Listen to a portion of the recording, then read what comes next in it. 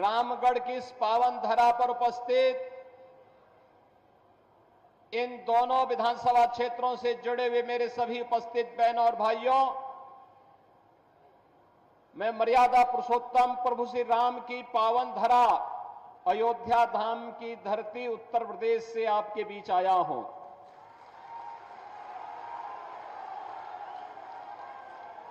और कितना अच्छा संजोग है,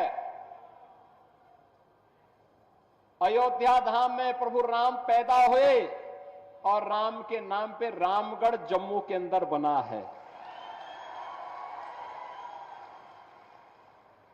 बहनों और भाइयों,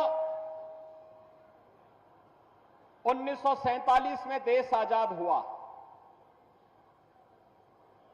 लंबे समय तक देश के अंदर कांग्रेस ने शासन किया, लेकिन कांग्रेस ने अयोध्या की समस्या का समाधान नहीं होने दिया। आप सबने, भारतवासियों ने मोदी जी पे विश्वास किया और मोदी जी के नेतृत्व में देश के अंदर सरकार बनने, उत्तर प्रदेश में भी भारतीय जनता पार्टी की सरकार आने के तुरंत बाद 500 वर्षों की समस्या ऐसे समाधान हुई जैसे कि वो समस्या ही नहीं थी। आज तो अयोध्या में 5 सदी के बाद फिर से अयोध्या में रामलला विराजमान हो चुके हैं, भव्य राम मंदिर का निर्माण हो चुका है। बहनों और भाइयों, कांग्रेस का नाम ही समस्या है और भारतीय जनता पार्टी का समाधान है। जो समस्या है उसके लिए बहाना चाहिए। कांग्रेस हमेशा बहाना बना करके देश की जनता को बेवकूफ बनाती रही है और यही कारण है देश में आतंकवाद की समस्या हो, उग्रवाद की समस्या हो, नक्सलवाद की समस्या हो, जातिवाद की समस्या हो, क्षेत्रवाद की हो, भाषावाद की हो, ये जितना भी विभाजन की बीज हैं, ये सभी विष बेल को बोने का कार्य, उसको पलवित और पोषित करने का कार्य कांग्रेस ने देश के अंदर आजाद भारत में किया। हिंदुओं को कमजोर करने का पाप किया और इनके पाप का परिणाम है यह आतंकवाद। कांग्रेस की सरकार जब केंद्र में थी और जम्मू कश्मीर में उसके साथ सहयोगी दलों की सरकारें चल रही थी, तब पत्थरबाजी की घटना होती थी। धड़ल्ले से यहां पर किस तरह की घटनाएं होती थी किसी से छुपा हुआ नहीं है। लेकिन आपने देखा होगा पिछले कई वर्षों से मोदी जी के आने के बाद गृह मंत्री के रूप में माननीय अमित शाह जी के आने के बाद आतंकवाद अंतिम श्वास गिन रहा है और पत्थरबाज पूरी तरह गायब हो गए हैं। बहनों और भाइयों, ये परिवर्तन है, समाधान है। जिस जम्मू कश्मीर के लिए 1953 में भारतीय जनसंघ के संस्थापक अध्यक्ष डॉक्टर श्यामा प्रसाद मुखर्जी ने अपना बलिदान दिया था, जिस जम्मू कश्मीर के अंदर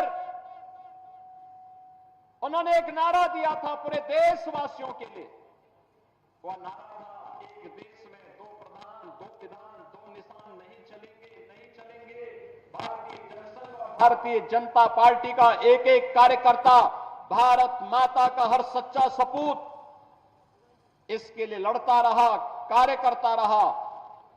डॉक्टर श्यामा प्रसाद मुखर्जी के उस सपने को साकार करने का कार्य किसी ने किया है तो प्रधानमंत्री मोदी जी ने किया। 370 सदैव के लिए समाप्त कर दिया, 35A सदैव के लिए समाप्त कर दिया, आतंकवाद की नर्सरी समाप्त हो गई। अन्यथा ये कांग्रेस हो या पीडीपी या फिर नेशनल कॉन्फ्रेंस, ये सभी तो जम्मू कश्मीर को आतंकवाद का एक वेयर हाउस बना चुके थे। और वेयर हाउस से यहां का नौजवान, जिसकी ऊर्जा यहां के विकास में लगनी चाहिए थी, जिसकी प्रतिभा का लाभ देशवासियों को मिलना चाहिए था, उस पूरे जम्मू कश्मीर को इन्होंने अपने राजनीतिक स्वार्थ के लिए तबाह करके रख दिया था। बहनों और भाइयों, क्या नहीं था हमारे जम्मू कश्मीर के पास? क्या नहीं था हमारे पास? मैं आप सबसे कहना चाहता हूं कि आज जम्मू कश्मीर के अंदर हम जब बात करते हैं तो सचमुच मुझे उन महान विभूतियों की याद आती है। महाराजा हरि सिंह, जिन्होंने पहचान दिलाई थी। महाराजा हरि सिंह का शासन केवल यहीं तक नहीं था। और याद करिए, भारतीय जनता पार्टी की सरकार जम्मू कश्मीर में आते ही महाराजा हरि सिंह का कश्मीर फिर से आपके सामने होगा। काबुल तक का शासन महाराजा हरि सिंह के पास था। तिब्बत में डोगरा सेना रहा करती थी। कौन नहीं जानता है पंडित प्रेमनाथ डोगरा जी के प्रति किसके मन में सम्मान का भाव न हो। और जब कबालाई यहां घुस करके आतंक फैलाना चाहते थे, तब ब्रिगेडियर हरि सिंह ने, तब ब्रिगेडियर राजेंद्र सिंह जी ने last man and last bullet का नारा भारत की रक्षा के लिए अपने आप को बलिदान किया था। इतनी महान परंपरा जिसने अपने परिश्रम से, अपने पुरुषार्थ से जम्मू कश्मीर को धरती का स्वर्ग बनाया था, जिन्होंने अपने बलिदान से, अपने लहू से सींच करके इस धरती का स्वर्ग जम्मू कश्मीर को बनाया था, आज उसे मजहबी उन्माद का जो एक कोड़ है उसमें बदलने का पाप ये कांग्रेस, ये पीडीपी और नेशनल कॉन्फ्रेंस ने ही किया है। ये पाप करने वाले लोग जो देश के साथ गद्दारी कर रहे थे, देश के संसाधनों का उपभोग कर रहे थे, उनको सबक सिखाने का चुनाव है ये जम्मू कश्मीर विधानसभा का चुनाव। और इसी के लिए आज मैं आपके पास आया हूं। बहनों और भाइयों, परिवर्तन किस रूप में होता है? याद करिए, करतारपुर कॉरिडोर के बारे में, गुरु नानक देव जी का कॉरिडोर बने, भारत की सिख परंपरा की गुरु परंपरा ने भारत के अंदर भक्ति से शक्ति की जिस यात्रा को आगे बढ़ाया था, गुरु नानक देव जी भक्ति के उस पराकाष्ठा का नाम था, तो गुरु गोविंद सिंह जी इस भक्ति से पनपी हुई शक्ति का एक तेज था। याद करिए, करतारपुर कॉरिडोर का निर्माण प्रधानमंत्री मोदी जी के द्वारा कराया गया। और यही नहीं, बाल दिवस की बात जब देश के अंदर होती थी, बाल दिवस की बात जब होती थी, तो बहनों और भाइयों, इन्होंने पंडित जवाहरलाल नेहरू का जन्मदिन बाल दिवस के रूप में कांग्रेस ने मनवा दिया। मुझे बताओ, अरे बाल दिवस के रूप में नाम आना चाहिए ना उन लोगों का, गुरु गोविंद सिंह जी के 4 साहबजादों ने, जिन्होंने सनातन धर्म के लिए, भारत के सुरक्षा के लिए, भारत को विदेशी आक्रांताओं से मुक्त करने के लिए, गुलामी की बेड़ियों को तोड़ने के लिए जिन्होंने अपना बलिदान दिया था, बाद में उनकी मृत्यु में मनाया जाना चाहिए था। कांग्रेस के सभी, लेकिन मोदी जी ने बाल दिवस की तिथि तय करके पूरे देश के अंदर 4 साहबजादों की स्मृति को जीवंत बनाने का काम किया। हम लोगों ने उत्तर प्रदेश में 2020 में बाल दिवस के कार्यक्रम को पूरे उत्साह के साथ करना प्रारंभ किया।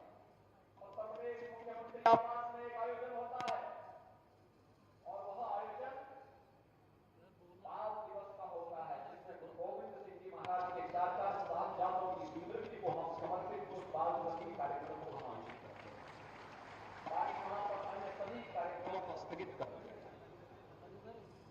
आज मैं आपके पास आया हूं, एक कलहड़ का इतिहास, कलहड़ का कश्मीर किसने बर्बाद किया। देश के अंदर अपनी पौराणिक और वैदिक परंपरा को जीवित रखने वाला एक कश्मीर आज कांग्रेस ने, पीडीपी ने और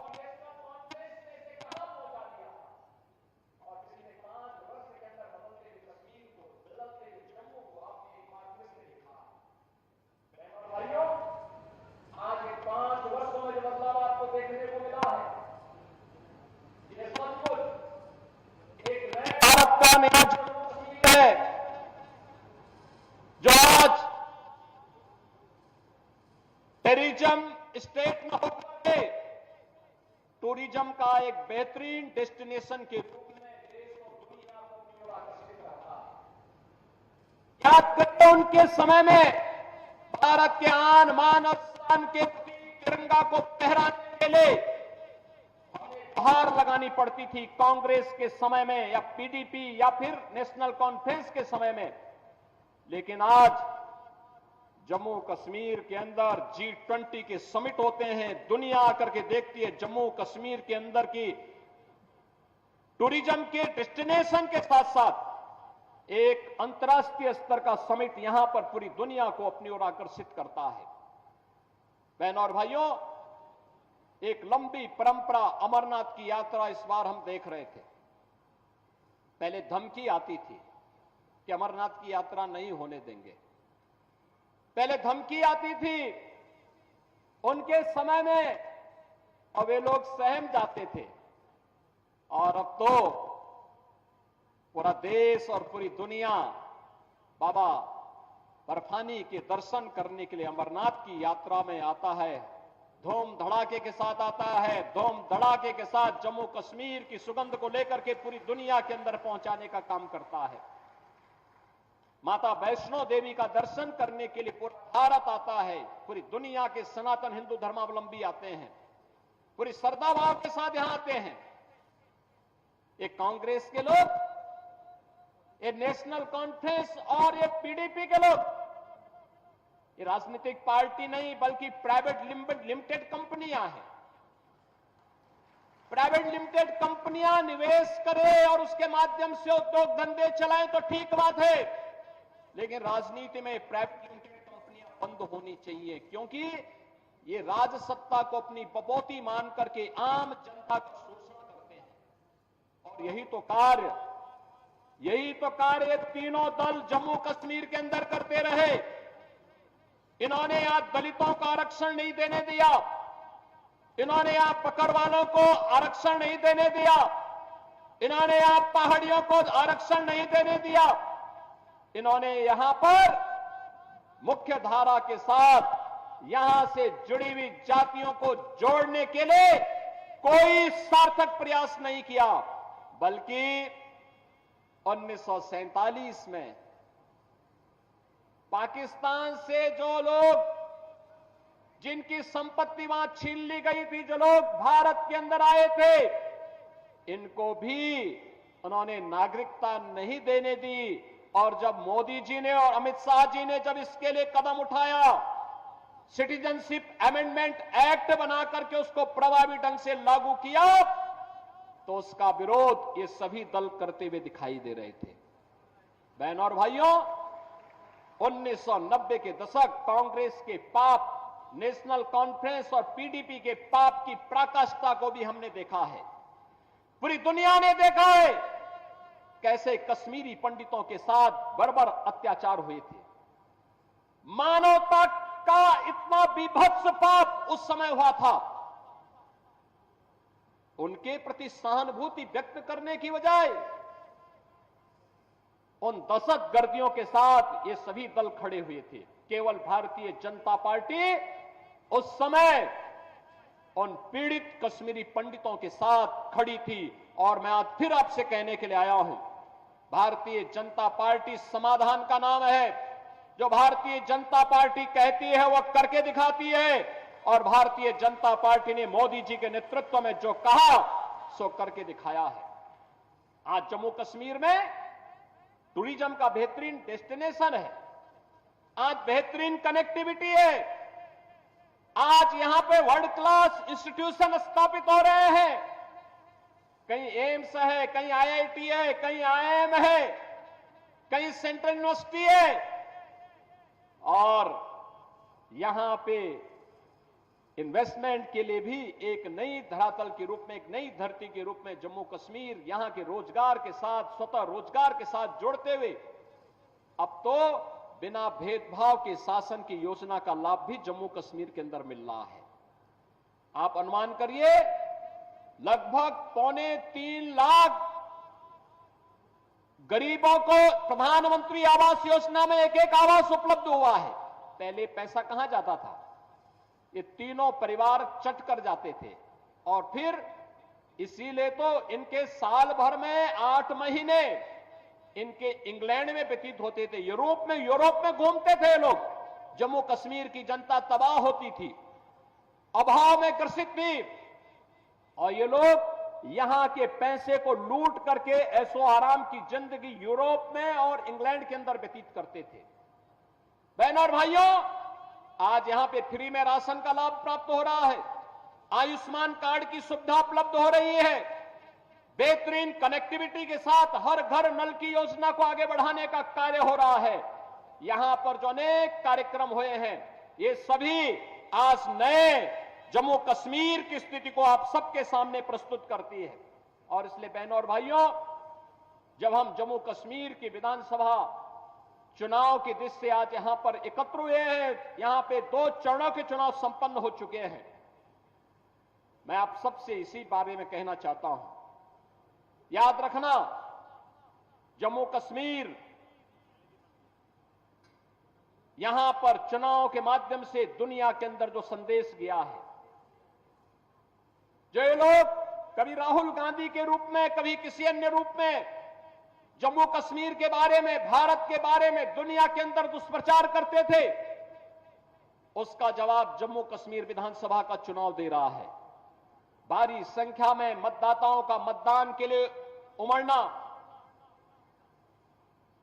चुनाव के प्रति उनके रुझान को दिखाता है कि उन्होंने परिवारवादी राजनीति को, विभाजनकारी राजनीति को तिलांजलि दी है, और वे आज जम्मू कश्मीर के अंदर एक लोकतांत्रिक सरकार चाहते हैं, और लोकतांत्रिक सरकार के माध्यम से विकास की मुख्य धारा के साथ जुड़ करके एक भारत श्रेष्ठ भारत की सजग प्रहरी के रूप में काम करना चाहते हैं। बहनों और भाइयों, शांतिपूर्ण तरीके से चुनाव और भारतीय जनता पार्टी की यहां पर वापसी, याद रखना, पाक अधिकृत कश्मीर भी फिर कश्मीर का ही पार्ट होने वाला है, जम्मू कश्मीर का ही भाग होने वाला है। और यही तो हलचल है पाकिस्तान में। वे अपने लोकतंत्र को बचा नहीं पाए, उनको अपने लोकतंत्र को बचाने के लिए मशक्कत करनी पड़ रही है, और मशक्कत करते करते आज पाकिस्तान इस स्थिति में पहुंच गया है कि वहां पे 1 किलो आटा के लिए भी लाले पड़ रहे हैं। आप देख रहे होंगे, भारत है 80 करोड़ लोगों को फ्री में राशन की सुविधा का लाभ दे रहा है, 60 करोड़ लोगों को 5 लाख रुपए हर वर्ष स्वास्थ्य बीमा का कवर देता है। जीवन ज्योति बीमा योजना हो या जीवन सुरक्षा बीमा योजना, 12 करोड़ किसानों को किसान सम्मान निधि का लाभ दे रहा है, 10 करोड़ गरीबों के घर में शौचालय का निर्माण कर दिया है, 10 करोड़ गरीबों को उज्ज्वला योजना का फ्री का सिलेंडर उपलब्ध करवा चुका है।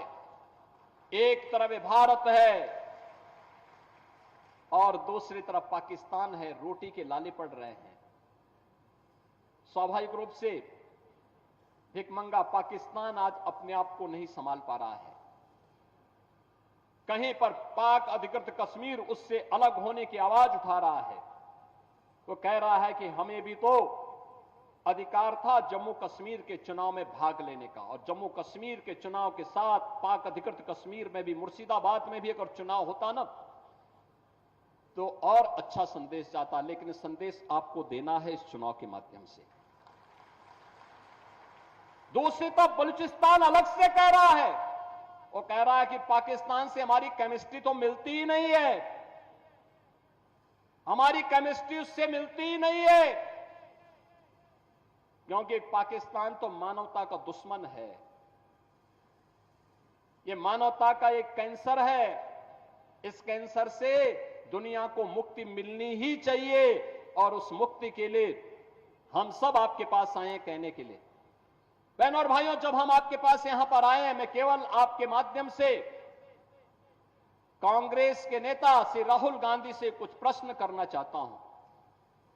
मैं पूछना चाहता हूं उनसे कि जो नेशनल कॉन्फ्रेंस ने जम्मू कश्मीर के लिए अलग झंडे की बात कही है, क्या वह उसका समर्थन करते हैं? क्या राहुल गांधी 370 और 35A को वापस ला करके जम्मू कश्मीर को फिर से अशांत और आतंकवाद के युग में धकेलने की नेशनल कॉन्फ्रेंस की मांग का समर्थन करता है? क्या कांग्रेस कश्मीर के युवाओं की कीमत पर पाकिस्तान के साथ वार्ता करके फिर से अलगाववाद को बढ़ावा देने का समर्थन करती है? क्या कांग्रेस पार्टी पाकिस्तान के साथ LOC ट्रेड शुरू करने के नेशनल कॉन्फ्रेंस के निर्णय से फिर से बॉर्डर पार से आतंकवाद का पोषण करने का समर्थन करती है? क्या कांग्रेस आतंकवाद और पत्थरबाजी की घटनाओं में शामिल लोगों के परिजनों को फिर से सरकारी नौकरी में बहाल करके आतंकवाद, दहशतगर्दी और बंद के दौर को फिर से लाने का समर्थन करती है? क्या कांग्रेस नेशनल कॉन्फ्रेंस के साथ अपने आरक्षण विरोधी चेहरे को फिर से सामने लाने का प्रयास नहीं कर रही है? और क्या जो यहां पर प्रधानमंत्री मोदी जी ने दलितों को, गुर्जरों को, बकरवालों को, पहाड़ियों को आरक्षण की सुविधा प्रदान की है, क्या नेशनल कॉन्फ्रेंस के द्वारा इन्हें समाप्त करने की घोषणा का क्या वह समर्थन करती है? क्या कांग्रेस चाहती है कि शंकराचार्य पर्वत, तख्त-ए-सुलेमान और हरि पर्वत को ये मारन के नाम से जाने जाए? क्या कांग्रेस जम्मू कश्मीर की अर्थव्यवस्था को एक बार फिर से भ्रष्टाचार की आग में झोंककर पाकिस्तान समर्थित गिने चुने परिवारों के हाथों में सौंपने का समर्थन करती है? क्या कांग्रेस पार्टी नेशनल कॉन्फ्रेंस के जम्मू और घाटी के बीच भेदभाव की राजनीति का समर्थन करती है? क्या कांग्रेस और राहुल गांधी कश्मीर को ऑटोनॉमी देने की नेशनल कॉन्फ्रेंस की विभाजनकारी सोच और नीतियों का समर्थन करती है? बहनों और भाइयों, हमें भूलना नहीं चाहिए, ये आर्टिकल 370 पंडित नेहरू ने यह दंश जम्मू कश्मीर के लोगों को दिया था। घाटी में कश्मीरी पंडितों का पलायन कांग्रेस और नेहरू की वजह से हुआ। देश की आजादी के बाद बहनों और भाइयों, जब देश के सभी राज्य विकास की मुख्य धारा के साथ जुड़ चुके हैं, तब जम्मू कश्मीर के अंदर विकास की धारा से यहां की जनता जनार्दन को क्यों वंचित रखा गया। बहनों और भाइयों, और आज इसीलिए आज मैं आपके पास आया हूं कहने के लिए, आज तो जम्मू कश्मीर की पहचान जो मैंने आपको बताया, Chenab bridge, Zojila tunnel, doctor Shyama Prasad Mukherjee tunnel, ये सभी आज जम्मू कश्मीर की पहचान बन चुके हैं। ये जम्मू कश्मीर को एक नई पहचान दिला रहे हैं। वंदे भारत ट्रेन दिल्ली कटरा के बीच या यहां की पहचान बन रही है।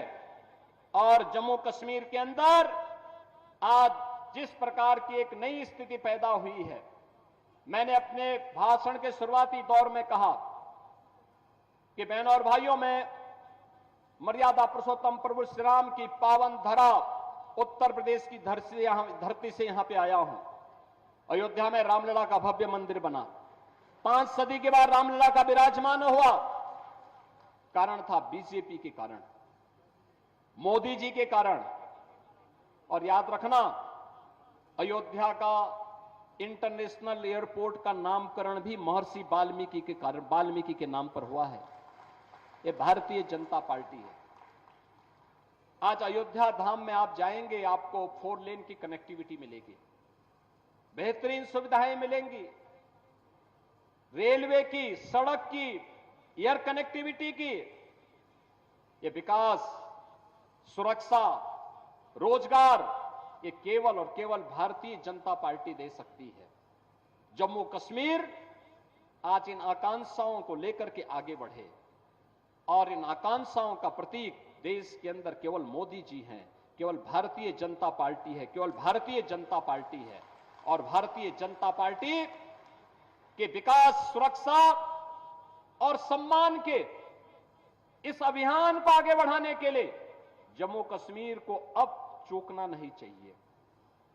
और इसीलिए मैं आज आपके पास आया हूं आप सबका आह्वान करने के लिए। 2 चरणों के चुनाव संपन्न हुए, अब आगे चुनाव में आपको भागीदार बनना है। भारतीय जनता पार्टी ने रामगढ़ से डॉक्टर देवेंद्र कुमार मन्याल को, विजयपुर से श्री चंद्र प्रकाश गंगा जी को और सांबा से श्री सुरजीत सिंह जी को अपना प्रत्याशी बना करके आपके बीच में उतारा है। मेरी आप सबसे विनम्र अपील होगी, भारतीय जनता पार्टी के हर प्रत्याशी को कमल चुनाव चिन्ह पर भारी बहुमत से विजयी बना करके महाराजा हरि सिंह जी का, पंडित प्रेमनाथ डोगरा जी का, ब्रिगेडियर राजेंद्र सिंह जी के सपने का कश्मीर फिर से बनाने में आप अपना योगदान देंगे। इस विश्वास के साथ मैं एक बार फिर से यहां की पावन धरा को कोटि कोटि नमन करता हूं। आप सबका हृदय से अभिनंदन करता हूं। आप सबको विजयादशमी की अपनी मंगलमय शुभकामनाएं अग्रिम रूप से देते हुए वाणी को देता हूं विराम। मेरे साथ बोलेंगे, भारत माता की, भारत माता की, भारत माता की जय श्री राम, जय जय श्री राम।